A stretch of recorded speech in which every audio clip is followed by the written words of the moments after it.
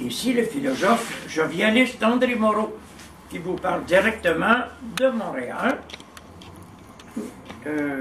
du 1 Côte Sainte-Catherine, où je reçois un public agréable depuis 48 ans. Ça me rappelle des souvenirs, parce qu'il y avait à Paris des gens qui recevaient chez eux à l'époque où j'ai fait mes études, au tout début des années 60. Gabriel Marcel recevait. Et cette idée d'accueillir dans son salon des gens qui veulent partager certaines visions du monde m'a frappé. Il y avait aussi l'exemple de Jean-Paul Sartre qui, lui, recevait dans les cafés. Et l'idée qu'on pouvait très bien mener une carrière philosophique en dehors de l'université m'est venue. Et peu à peu, à cause des circonstances, la philosophie ayant été très mal reçue, j'ai été exclu des universités, des collèges de mon pays, et j'ai commencé à parler dans mon salon. Alors, ce soir, je vais aborder des questions de nature philosophique, évidemment, en rapport avec mon système de pensée. Je viens de recevoir mon 78e ouvrage, qui est un roman que j'ai écrit il y a 68 ans. Non, 58 ans. 58 ans. Alors, je suis toujours très actif. Et ce soir, j'aborde un thème qui s'intitule « La distinction entre l'âme et le corps est abolie ». J'aimerais vous rappeler comment je pense. D'abord, premièrement, lorsque je m'exprime, je me demande toujours, est-ce que je suis d'accord avec mon système quand je dis telle chose? Parce que je veux toujours parler comme quelqu'un qui est congruent dans son attitude et cohérent dans sa pensée. Ensuite, je me dis, est-ce que je vais trouver les mots justes pour faire comprendre l'essentiel de ce que j'ai à dire sans tomber dans la vulgarisation? Tout le monde vulgarise aujourd'hui. Et ce que je pense, c'est que plus on vulgarise, plus on devient vulgaire. Et je veux éviter ça. Troisièmement, je me dis, est-ce que ce que je dis présentement exprime l'essence de ma pensée profonde? Est-ce que, par exemple, les gens qui m'entendent vont avoir le sentiment de l'absolu? C'est ça qui est important pour moi. Alors, évidemment, ce soir, on va parler de cette distinction entre l'âme et le corps qui prévaut depuis l'époque de Pythagore en Occident, c'est-à-dire depuis le 6e siècle avant Jésus-Christ. Distinction qui a été reprise par Platon, par Aristote, qui a été tacitement acceptée par les Romains, qui évidemment a été assumée par l'Église, et des gens comme Thomas d'Aquin, Jean Donne Scott, Saint-Augustin, qui sont de grands docteurs de l'Église, l'ont accepté comme si cela allait de soi. Et même si Descartes et Spinoza et Berkeley ont utilisé d'autres mots, un langage plus moderne, ils ont conservé cette distinction. Et ce n'est qu'avec Kant qu'on a fini par se demander si cela avait un sens de parler de la distinction entre l'âme et le corps. Et Kant a démontré dans sa vision antithétique que ça n'en avait pas. Moi qui suis à l'écoute des tendances de la philosophie, je me suis posé la question, est-ce que je ressens en moi ce déchirement entre l'âme et le corps? Et j'ai dû me dire non. Ensuite, je me suis posé la question, mais pourquoi? C'est très simple, mes amis. C'est que très jeune, j'ai renoncé à la morale. Je suis un immoraliste. Donc, par définition, je suis heureux lorsque je transgresse les lois morales. Je suis heureux lorsque je me conduis comme un iconoclaste et que je renverse les interdits et les tabous pour pouvoir m'écouter moi-même. Alors, si je m'écoute moi-même, qu'est-ce que je ressens? C'est ça qui est important de comprendre ici. Tout le monde se sent humain. Ben, pas moi. Je ressens que je suis Dieu. Ça m'a valu des déboires considérables, surtout lorsque je l'ai dit à la télévision. Mais je n'ai guère le souci de ce que les autres vont penser. Il est important, dans mon cas, que j'ai une bonne opinion de moi-même. Alors, donc au point de départ, je sens que je suis la source. Alors que je suis l'être suprême. Vous comprenez que ça change mes rapports avec mes parents. Hein? Je ne suis pas né de mes parents. Je suis né à mes parents. Ça change mes rapports au temps. Je ne me vois pas né autrefois. Je nais maintenant. Je ne pense pas que le monde a commencé autrefois. Il commence maintenant. Donc, je congédie l'évolution, le progrès, l'histoire. L'histoire, comme disait Schopenhauer, ce grand carnaval du sempiternel pareil. Et je congédie les notions d'inconscient, de réincarnation, parce que, vous savez, quand on se sent Dieu, il est assez difficile d'accorder crédit à la réincarnation. Donc, pour ne pas froisser personne, je dirais que la réincarnation est la loi de ceux qui y croient. Moi, ça ne me concerne pas. Vous savez, il y a une foule de choses qui ne me concernent pas. On me parlait tout à l'heure de ce complot contre l'humanité que je sais exister, mais ça ne me concerne pas. Vous savez, j'ai réglé le problème du complot avec l'humanité dans un très gros livre en 3 volumes que j'ai écrit, publié il y a 5 ans, Mon anti-politique. Maintenant, je n'en parle plus, parce que je ne reconnais aucune autre autorité que la mienne dans ce domaine. Donc, si on me parle de Serge Monast ou de David Icke, ce sont de grands noms, mais ce n'est pas moi. Et moi, je ne peux pas me fier à ce que dit Serge Monast et David Icke. pour déterminer ce que je pense.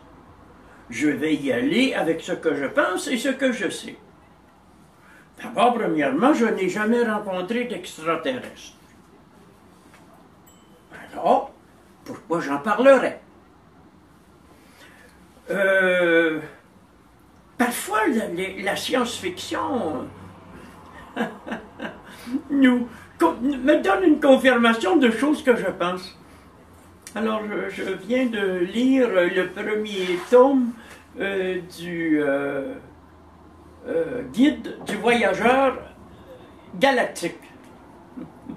Et le voyageur galactique arrive un jour sur une planète qui débouche sur des dimensions inouïes, inconnues, d'une immensité. Et il tombe sur une usine où l'on fabrique des mondes. Et il découvre qu'on est en train de fabriquer une nouvelle Terre. Imaginez la dimension de l'usine. Et le concepteur en ingénierie qui crée la nouvelle Terre dit on est rendu à l'étape où l'on enterre des répliques des fossiles pour que les habitants de cette nouvelle Terre les découvrent un jour et aient l'impression qu'ils ont eu un passé. Mais si... Alors moi, je me dis, mais ça me rejoint, ça. Hein? Le dinosaure qu'on découvre en Alberta, en fouillant pour des sables bitumineux, eh bien, ce dinosaure, il est actuel. J'aurais beau m'imaginer que ce dinosaure a vécu autrefois. C'est moi qui le constitue maintenant, la matière n'existe pas. Sauf que je lui donne une référence imaginaire à un passé non vérifiable. On sait ma définition de l'histoire. C'est la supposition incertaine d'un inconnaissable. Donc, c'est pas fort. L'idée, donc, que je me fais du monde, je vais te laisser répondre, l'idée que je me fais du monde est une idée personnelle. Oui, allô? Je ne m'inspire pas d'Aristote, de Hegel ou Schopenhauer. Je me dis, moi personnellement, qu'est-ce que j'en pense? Moi, je pense que je me donne ma vie, l'existence, mon corps, que je crée mon contexte, que l'univers est un décor et que les astronautes ont beau faire des projets pour prospecter la Lune et la planète Mars, ils ne font qu'explorer des représentations en eux associées à leurs sensations. Point. Ce vaste monde n'est qu'une sorte d'hologramme psychique qui tisse sa toile dans l'ouverture de notre conscience. Donc, ce n'est rien. Vous comprenez? Ce n'est rien. Donc, hey, bonjour, cher marin. Nous venons de recevoir un marin d'eau douce, Pierre Ricard, un jovialiste, qui vient nous visiter ce soir. Ah bon, alors je continue. Vous savez, quand on réfléchit par soi-même, bien sûr, on lit des livres, mais on n'en tient pas compte. Un peu comme le directeur d'une multinationale qui consulte ses associés et qui, après les avoir consultés, fait à sa tête. Alors moi, je connais beaucoup les traditions à travers le monde. Je connais les grands auteurs. j'en ai connu personnellement. Mais je ne tiens pas beaucoup compte d'eux. Parce que ce qui est important, c'est de rester concentré sur moi-même, sans être distrait par des gens qui font des signes comme s'ils étaient perdus dans le brouillard et qui me déconcentrent. Bon. Alors, un peu plus haut. On continue. Donc, je me pose toujours la question, qu'est-ce que j'en pense? Et généralement, je n'en pense pas ce que les autres pensent. Je n'ai pas beaucoup d'interlocuteurs. Je crois que j'en ai 85. Pas plus. Ce sont ceux qui m'ont donné un témoignage dans le livre L'épopée jovialiste qui vient de paraître. Et Tu peux en rajouter avec mes 8 personnalités. Non, il y en a d'autres aussi, André. Il y en a d'autres qui auraient bien aimé, mais qui ne pouvaient pas pour différentes mais raisons. tout ce que je peux vous dire, mes amis, c'est que j'ai absolument besoin de savoir ce que moi je pense. Parce que je pense que j'ai un jugement juste, une intuition sûre. Et comme je me mêle de mes affaires, je ne suis pas réceptif aux idées des autres, parce que j'ai toujours l'impression qu'ils veulent m'inculquer leur obsession, puis j'ai assez des miennes. Alors, l'idée de la distinction entre l'âme et le corps, regardons-la, tout simplement, comme je procède d'habitude, ensemble, ce soir. Est-ce que moi j'ai l'impression d'être divisé? Non. Est-ce que j'ai l'impression d'avoir une partie spirituelle et une partie charnelle? Non.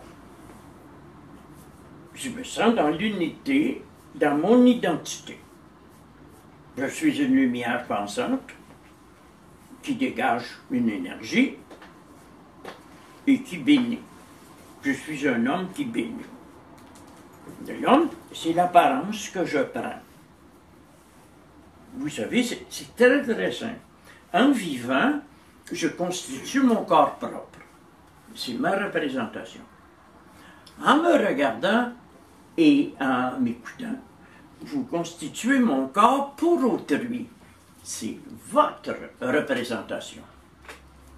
La mort, c'est la dissociation entre la représentation que je me fais de moi-même et la représentation que vous vous faites de moi. Ce n'est donc pas une dissociation très pénible et elle ne passe pas par la séparation du corps et de l'âme. S'il y en a qui s'interrogent, moi je m'en remets toujours à Kant.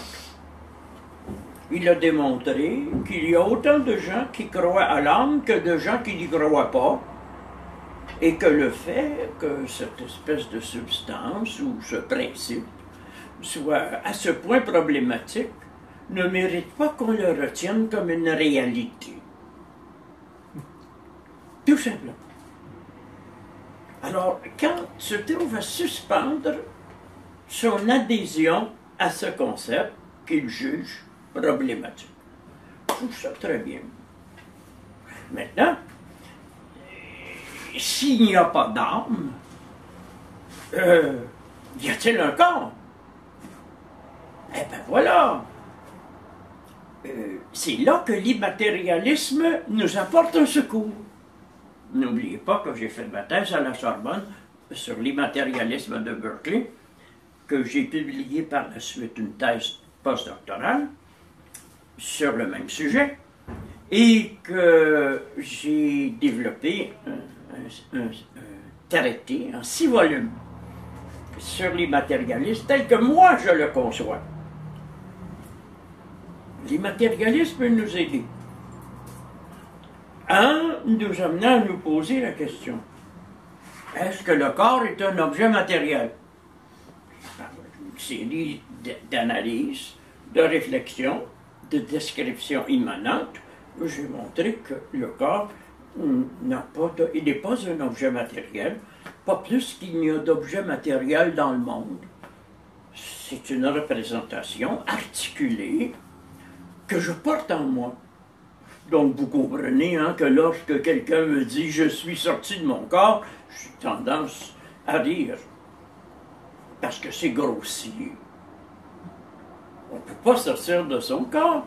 Le corps est une représentation en nous. Alors, une représentation de nature particulière. Pourquoi? Parce qu'elle sert de véhicule à mes émotions et à mes pensées. Ah, ça devient très intéressant, ça. Vous allez me dire, mais qui donc se représente ton corps? Ben, voilà qui est très intéressant. C'est une disposition qu'il y a en chacun de nous et que j'appellerais un espace d'apparition. Mon corps m'apparaît parce que je le constitue et il vous apparaît parce que vous le constituez. Je me donne mon corps propre. Vous vous donnez mon corps pour autrui. C'est simple. À partir du moment où je dis ce qui caractérise l'humain sur Terre, c'est que c'est un objet du monde parmi d'autres objets.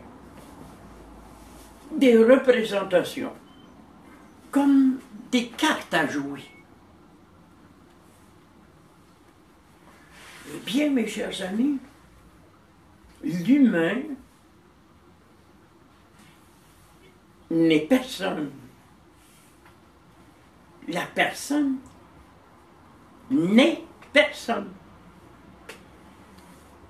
Il n'a pas plus de valeur représentative qu'une carte à jouer. C'est comme un personnage de bande dessinée. Mais vous avez probablement vu parfois ce genre de film à Hollywood où un personnage de bande dessinée sort soudainement de la bande dessinée pour devenir réel et il accomplit des faits selon des scénarios. C'est ce qui se passe quand on s'éveille. Vous cessez d'être une carte à jouer et vous devenez réel. Et cela est quelque chose de pratiquement impossible parce que l'humain, il est banal, il est stupide, il est dominé par une passion affligeante, l'ennui.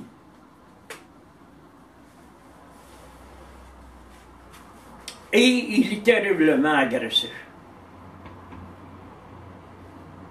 Mais comme il n'a pas plus de représentativité qu'un personnage de bande dessinée, vous comprenez la réponse que j'ai faite un jour à un journaliste qui me demandait « Monsieur Moreau, que pensez-vous de la guerre? » Je lui ai dit « Je n'ai aucune objection à tuer des gens qui sont déjà morts. » Quand tu n'as pas plus de valeur qu'une carte à jouer, tu vaux rien. Alors, les traditions religieuses nous l'ont dit. L'homme n'est rien. Il vaut rien. C'est une marque de prétention. Que fait-il sur Terre? Personne n'a jamais répondu à cette question, parce que l'homme ne sait pas pourquoi il est là. Certains disent qu'il a été créé par Dieu, d'autres qu'il est un produit d'évolution.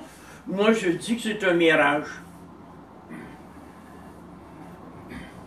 Alors, qu'il ait une âme et un corps dans un tel contexte est absurde. Par contre, dans cet espace d'apparition qu'on pourrait appeler la conscience, l'homme se donne à lui-même. Vous savez, si on voyait un immense entonnoir cosmique de grâce et de plénitude qui aboutissait ici à ma personne, comme si j'étais la concrétion d'une énergie sidérale et que je me manifeste sous la forme humaine, ben on pourrait dire oui, l'homme vient de cette énergie-là, mais personne ne sait rien de cette énergie-là. On n'en a jamais eu des témoignages précis. Et comme la matière n'existe pas, c'est comme si on était dans un mauvais rêve, ponctué par le hasard, la souffrance, l'ennui, la vieillesse et la mort. Le reste, mes amis, ce sont des espérances. Mais moi, le sage n'espère pas. Il sait. Donc, qu'est-ce que je sais?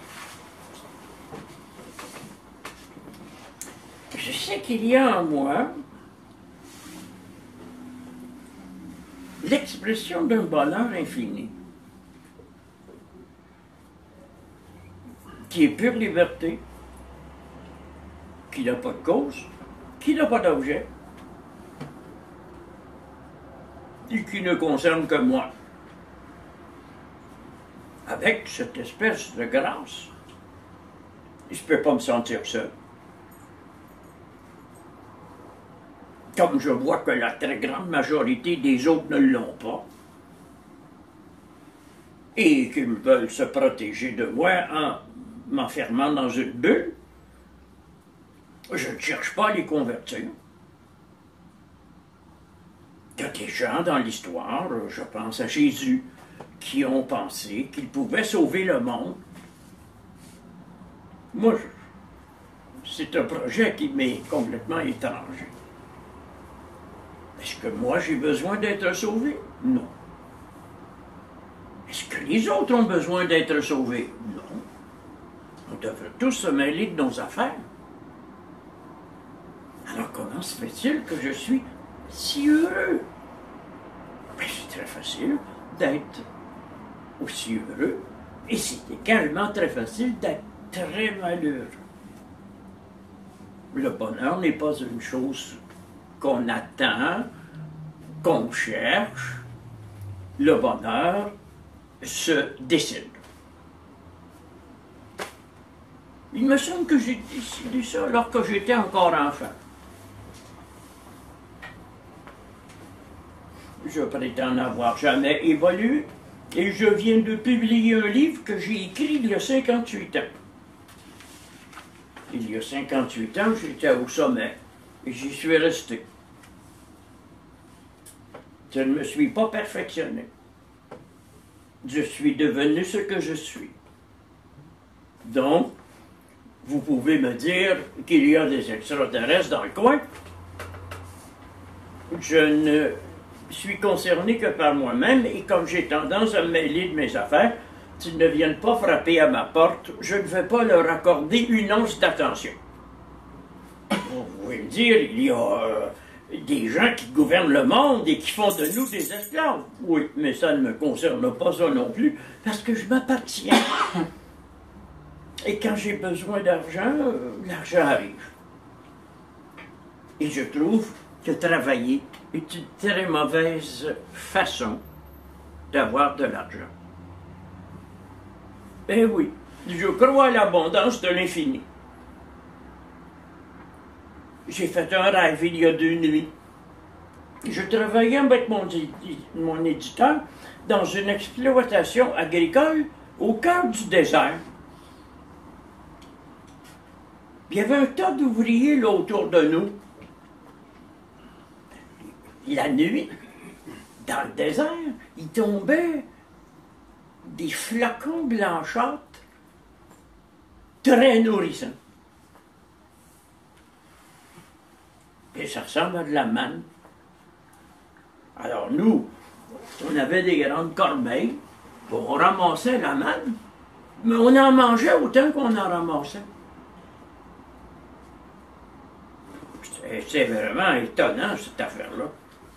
Avec le soir, si on voulait être payé, il fallait que on ait de la manne à remettre. On avait tout mangé. C'est pas rien qu'en rêve sur le lac Saint-Louis, quand tu fais de la voile, tu manges des mannes. Ça, c'était comme des gros flocons blanchâtres. Comme de la barbe à papa. C'est là que tu appelles la fermer de la gueule. Oui. Alors, moi, je dis à Jean, puis on va coucher ici sur la galerie, dans les corbeilles. Quand on a fait, on va prendre un peu de manne. Le lendemain, la personne qui donne les salaires, elle dit, je ne peux pas vous payer. Oh, pas grave, on va manger de la manne.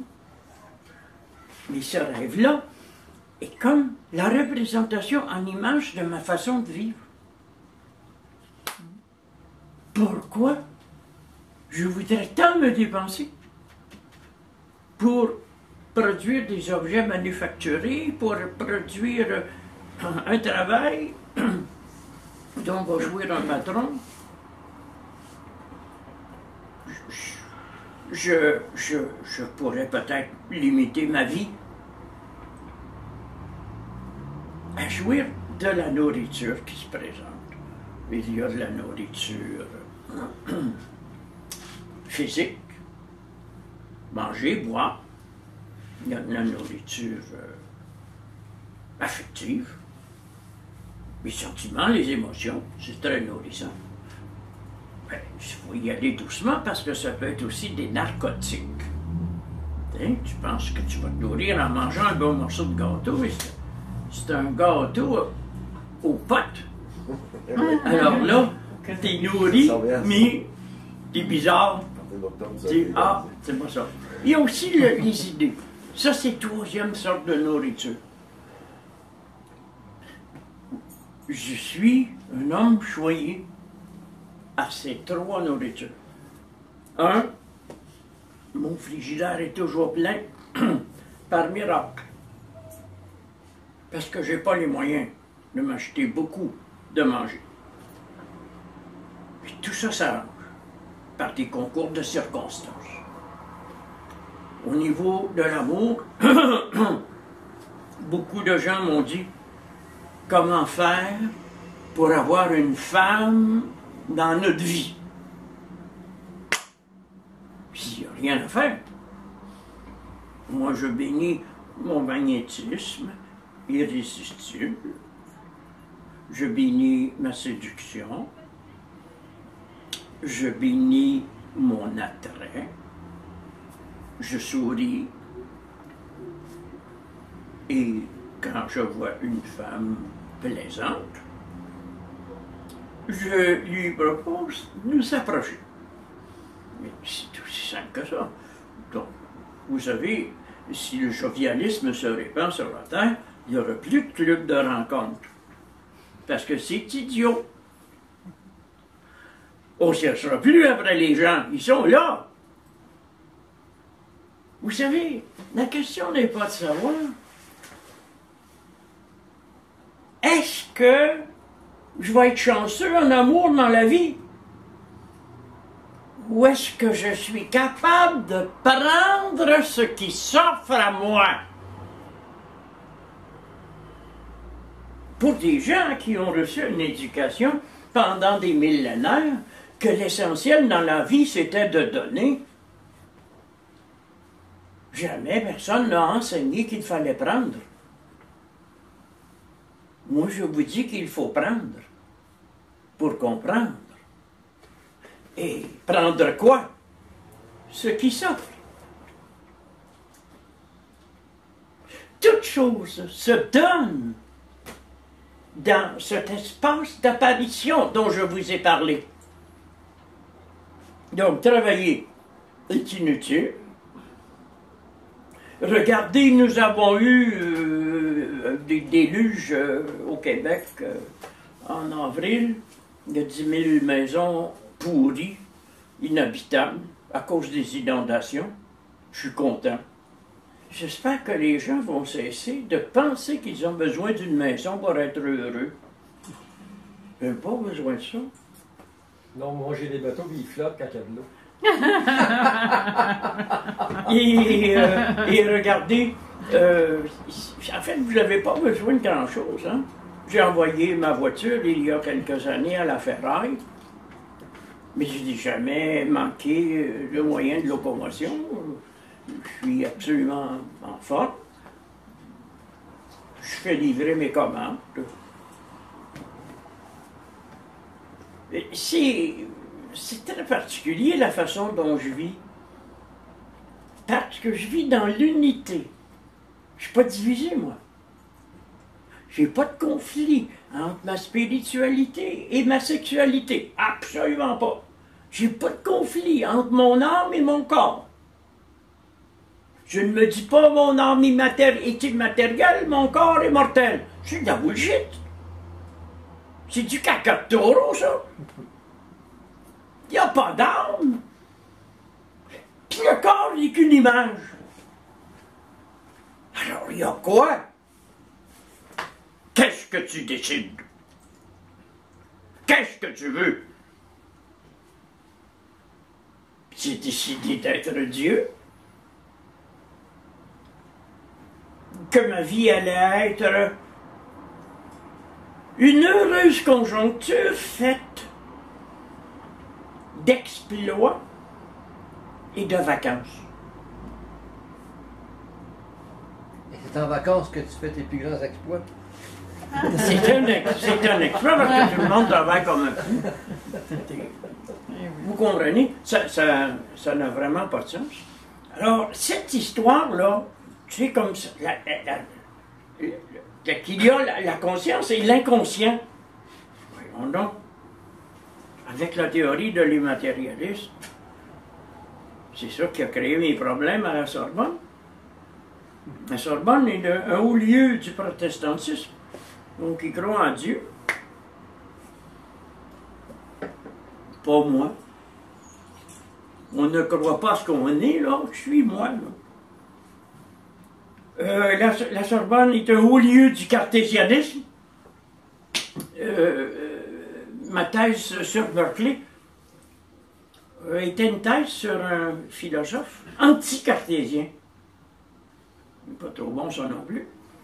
Et si l'on pousse à bout le raisonnement de Berkeley, on aboutit à la négation de l'inconscient.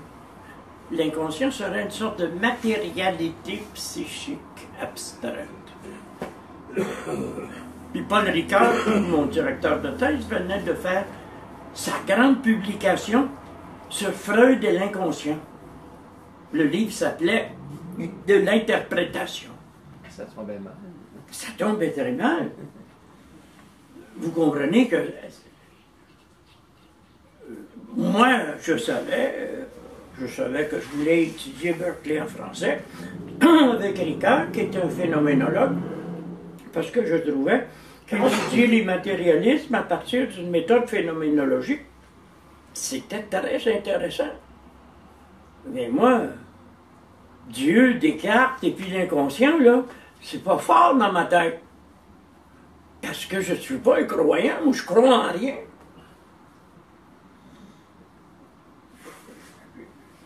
Je ne suis pas un homme de croyance. Je suis un homme qui dit oui. Oui, fondamental. Oui. À quoi? À l'être. Oui, mais l'être, ça n'existe pas. Ben oui, c'est en plein ça. C'est à vous de le faire exister. C'est très simple, mais pour la majorité de l'humanité, c'est impossible. Ma Ananda Moy prétendait qu'il y avait peut-être une seule personne sur 18 millions qui était capable de vivre l'être. C'est pas beaucoup, ça. Alors, je vais vous dire honnêtement, je n'ai pas le goût de sauver le monde. Je ne suis pas un humaniste. Je suis un théurgiste. Moi, je fais du Dieu. Ça m'occupe à plein temps. Je rappelle que Jean-Pierre Coallier m'avait fait signer le livre d'or des invités de son émission Ad Lib. Puis j'avais signé « Je suis philosophe et j'enseigne à être Dieu. Mes élèves sont rares. » André Moreau, il l'a ri pendant un mois. C'est bon, c'est bon. Je sais pas si c'est pas beaucoup d'élèves, hein? Les gens veulent être des humains. Hein? Je pense à notre barde national, Robert Charlebois, qui chantait jadis « Je suis un homme bien ordinaire ». Mais Charlebois me faisait chier gravement.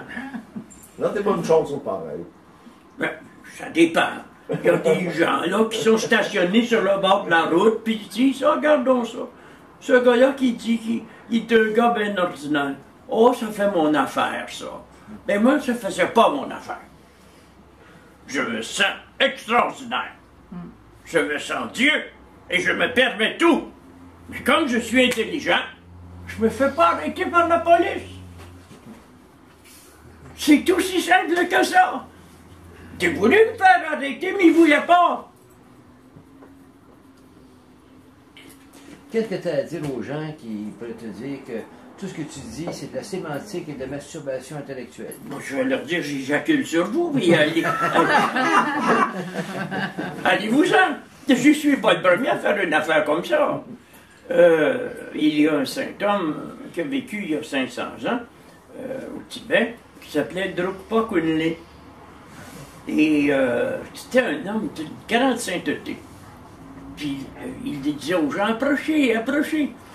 Les gens approchaient, en se disant, mon Dieu, c'est un grand saint. Puis là, il se masturbait, puis il éjaculait sur la feuille. Drukpa Kunle, le plus grand saint du Tibet.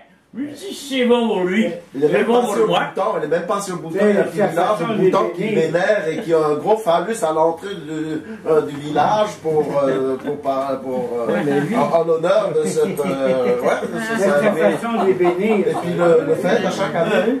Mais lui, il y avait un petit phallus. Mais qu'est-ce que vous pensez que c'est le sperme d'un saint homme? C'est le logos spermatikos dont parlent les stoïciens grecs de l'Antiquité. C'est quelque chose de prodigieux. Et vous savez, tout est sexuel, hein, chez les saints, les dieux. Regardez Jésus qui dit, prenez et mangez, ceci est mon corps. Hey, bouffez ma chair. Qu'est-ce qu'il veut dire? Sucez-moi. Je sais pas. Mais je peux dire, préciser quelque chose. Il n'y a pas une religion du monde qui ne représente pas une espèce d'élan sexuel, cosmique, pudiquement camouflé derrière le voile de la prière et de l'abstinence. L'auteur de Sodoma, M. Martel, faisait remarquer que dans la curie, les cardinaux qui fustigent le plus les homosexuels en sont. C'est comme ça que ça marche. Alors, écoutez mes amis, quand j'ai regardé les choses, j'étais très jeune, je me suis dit, je n'obéirai qu'à moi-même. Je congédie mes professeurs. Ce sont des cancres, des ignorants. Et ces braves cons ne savent pas ce qu'ils disent. Oh oui. Aujourd'hui, je pense à eux. Le plus brillant d'entre eux, c'était seulement le père Régis. Le père Régis, un jour, je lui ai dit, l'important pour moi, c'est de voir Dieu. Mais je dis, voyons donc, il dit, personne n'a jamais vu Dieu. Et il dit Dieu, c'est l'objet de la foi. Nous sommes des ignorants. Là, il est malade. Il y en a même un jour qui m'a dit, nous sommes tous des ignorants, mais nous n'ignorons pas tous la même chose.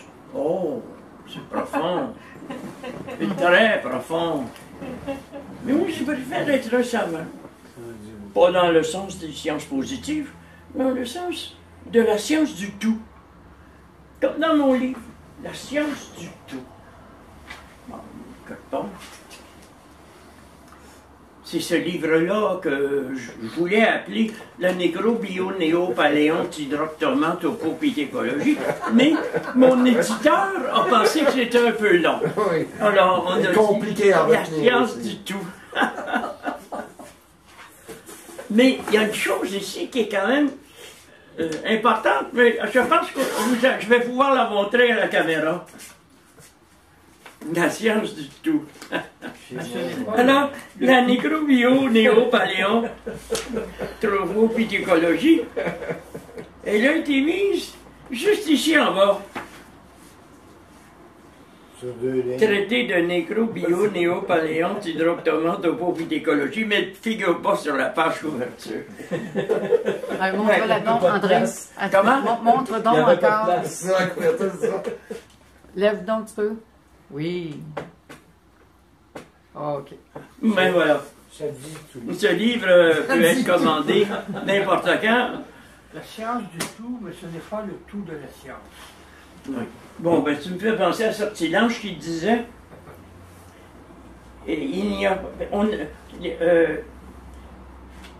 On ne sait pas.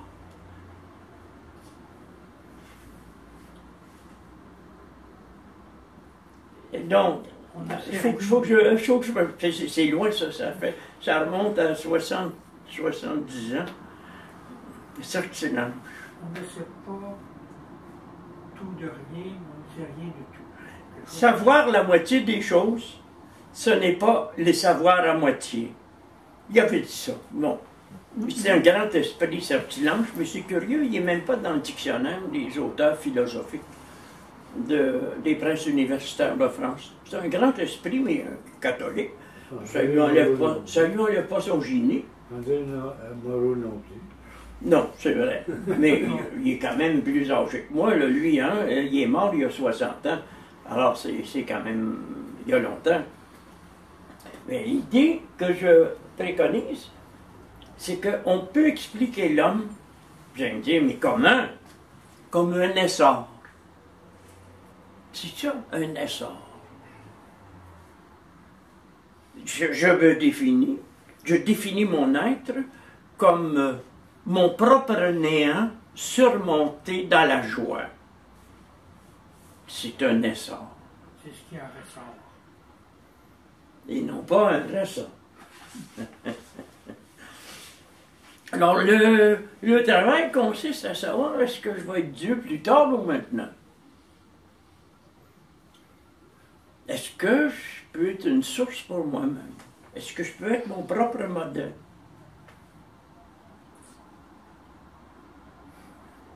Vous savez, mes amis, lorsque vous avez un vécu de l'immatérialité qui est conscient, vous n'avez plus de problème avec le corps. Vous n'avez plus de problème avec la mort. Vous n'avez plus de problème avec l'inconnu. Vous ne vous sentez pas de toute petite chose dans un immense univers.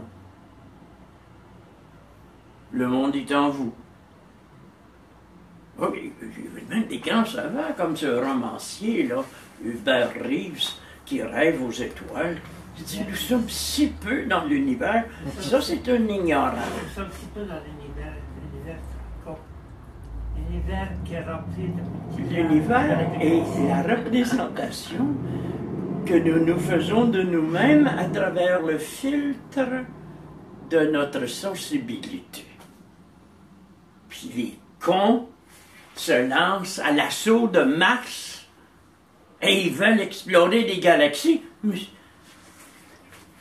Ils oublient tout simplement que l'astronomie n'est que la description d'un secteur de nos représentations.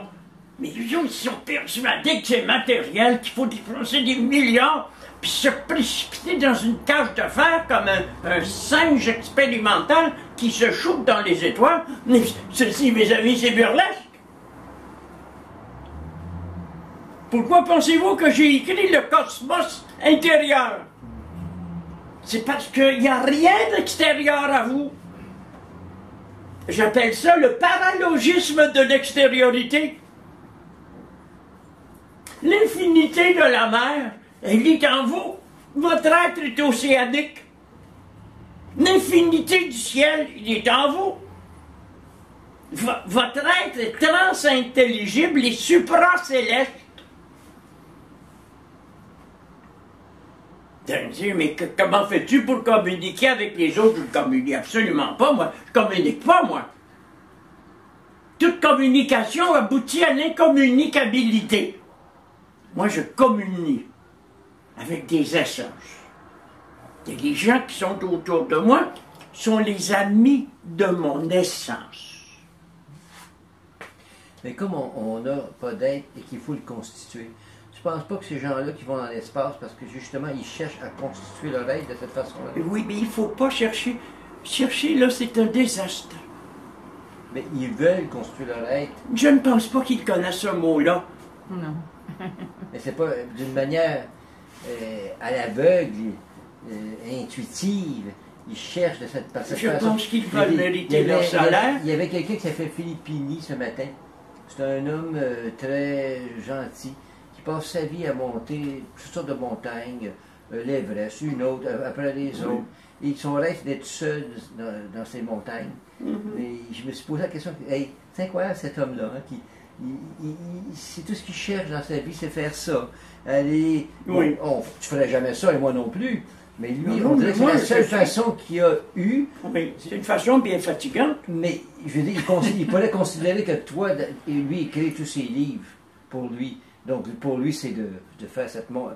C'est comme l'eau qui coule du robinet. C'est aussi simple que ça, écrire. C'est facile. Il semblait, ça semblait facile pour lui monter ses montagnes. J'ai des nouvelles, hein, pour ton fameux gars qui escalade l'Everest. Il y a 800 personnes qui sont piégées au sommet, là. C'est un cirque en ce moment. Ben justement, c'est ce qu'il parlait ce matin. Il y a un encombrement monumental, des gens qui tombent en bas des rochers, qui meurent asphyxiés, qu'on doit évacuer en hélicoptère, qui sont en train de... Il les laisse là. Pardon? Il laisse les corps. Bien entendu, ainsi que des montagnes de déchets. Qu'on tourne les corps. Alors, vous savez... Mais ce que je veux dire, c'est que toi, André Monroe, tu décidais de montrer l'Everest. Tu ne serais pas parmi ces 800 personnes. Tu serais comme Filippini, qui lui a monté seul, parce qu'il a attendu le bon moment. Oui, parce qu'il me fout de Filippini. Moi, je suis sur mon balcon rose. Tu ne serais pas là pour souffrir, tu serais là pour être heureux. Oui, je suis là pour être heureux à ne rien faire. Bon, alors, j'ai oublié ce que j'étais en train de vous dire avant l'interruption. Je voudrais vous dire que j'ai conscience d'ouvrir une voie nouvelle. Et dans cette voie nouvelle, tout est facile. La souffrance est réduite à presque rien. Le corps n'étant pas matériel, la vieillesse a peu de prise sur lui. Et la mort n'est qu'une dissociation dans la représentation de notre corps propre et de notre corps pour autrui. Vous savez, j'ai vu beaucoup de gens qui se donnaient de la misère dans ce monde. Des ouvriers comme mon père, qui rentrait à la maison avec des larmes tellement il était épuisé. Et pourtant, c'était un colosse. Il était très fort physiquement. J'ai vu d'autres personnes qui ont fait beaucoup ils ont vécu des aventures. Entre autres, un champion olympique de l'Europe centrale, qui était jovialiste, et qui, à 35 ans, un champion olympique de descente en ski. Et à 35 ans, il n'avait plus d'articulation au genou. Il était célèbre, il faisait de l'annonce sur les bouteilles de lait pour les jeunes. À 35 ans, sa vie est finie. Puis il marchait avec les béquilles. Alors, moi, je pense pas que ce puisse être un modèle. Hein? Comme les gens qui disent, tu dois porter ta croix. Je ne pas. Hein? Moi, je suis plutôt du genre à brûler toutes les croix. Parce que c'est des potences. Il y a d'autres personnes qui vont se fixer des idéaux impossibles. Je pense à une très charmante femme, Sarah Marquis, une Suissesse, qui a publié un livre merveilleux, L'aventurière des sables. Elle a décidé de faire le tour de l'Australie à pied, toujours en restant dans le désert. C'est-à-dire qu'elle a marché à peu près 16 000 kilomètres et elle a démontré que dans le désert, il y a de l'eau, il y a à manger, il y a de quoi se guérir. Bon, elle voulait ça. Moi, je n'enseigne pas ce genre d'exploit. J'enseigne cet exploit qui consiste à acquérir un être de façon volontairement consciente et de cesser d'être un personnage de dessin animé. C'est ça que j'enseigne. Le témoignage que vous m'apportez est très valable, mais je crois que le goût de se dépasser qui caractérise l'humanité n'est pas orienté dans la bonne direction.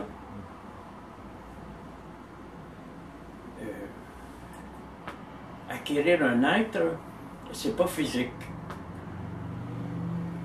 C'est connaître un bonheur infini sans dépenser d'argent, sans se fatiguer, et ça ne te lâche jamais. Donc, tu n'as pas besoin de prendre ta retraite. Tu es bien tout le temps. Certaines personnes vont décider d'être bien à partir d'un moment dans leur vie. Je cite le cas de Jackie, la coursière, qui est ma relationniste sur Facebook et ma compagne, qui m'a découvert, je crois, à 36 ans. Elle venait d'un milieu traditionnel, conformiste, croyant et matérialiste. Bon, elle a tout laissé tomber ça. Et puis elle n'a pas lâché entre-temps. Elle est restée. Ça fait 25 ans maintenant. Vous vous rendez compte? 25 ans déjà. Et puis on vit bien, on vit très bien. On s'est fait beaucoup de bons amis. Elle a été comblée par les hommes. J'ai été comblé par les femmes. Je me juge un homme chanceux. Mais, voyez-vous, nous, on a l'impression qu'on n'a pas dû travailler pour ça. Nous autres, on est comme des gens ivres, sans avoir bu. Comme je me sens stone, et sans avoir fumé. Alors, ce que je vous communique ce soir, pour terminer cette première partie de la soirée, c'est qu'il n'y a rien à faire. Quoi que vous fassiez, vous vous en repentirez. Je m'arrête pour le moment et nous allons faire une conclusion tout à l'heure.